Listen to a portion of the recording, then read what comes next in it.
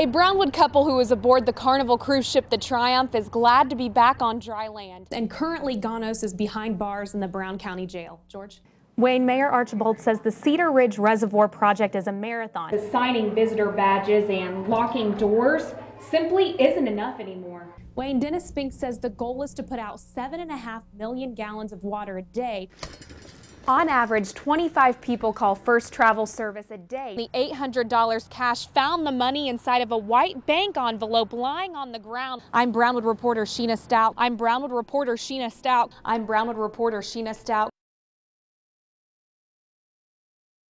Wonderful. I think it's one of the best vacations that we've ever had, those first 3 days. Absolutely. I'd say the first 3 days were just unbelievable. They treated you like kings and queens on the ship. After day 3 of the 4-day cruise, the Richardsons' best vacation took a nosedive. 5:30 in the morning when the captain comes on the intercom and asks for the Alpha team, you know it's pretty bad. The smoke they saw coming from the Triumph only confirmed their fears. We don't know much about ships and about engines and how they run, but that did not look like that was supposed to be happening. They were fortunate to have running water to shower and the ability to sleep in their room.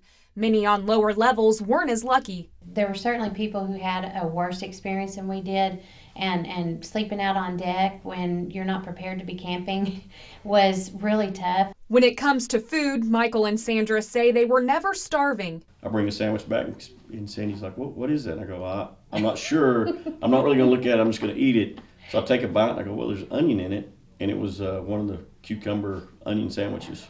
The Richardsons say they stayed positive and joked about the situation, which helped. And when Sandra went back to work at Brownwood Middle School yesterday, the school had some jokes for her. Well, everybody has been, they just embraced me, welcomed me back, and certainly with a lot of humor. Immediately upon returning home, the Richardsons said, It was life like back to normal. Yeah. Fire Marshal Buddy Preston is still investigating the cause of this terrible house fire. He has not found any evidence that a firebomb was thrown through the kitchen window to cause the fire. However, the family still strongly believes foul play was involved. I heard glass break. And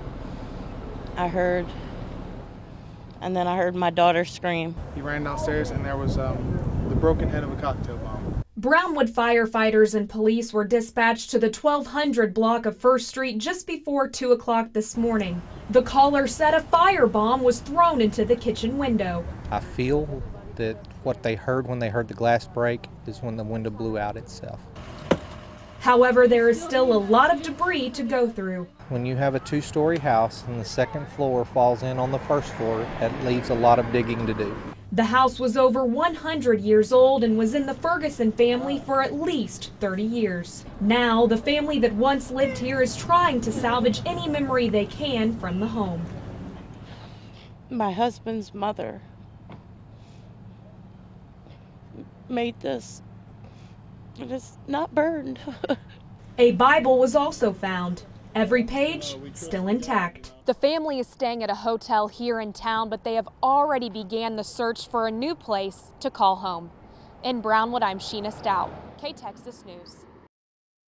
When Vic Stacy answered a phone call from neighbor Mr. Brown Sunday afternoon, he didn't plan on hearing this. He said, you need to get over here quick and bring a gun.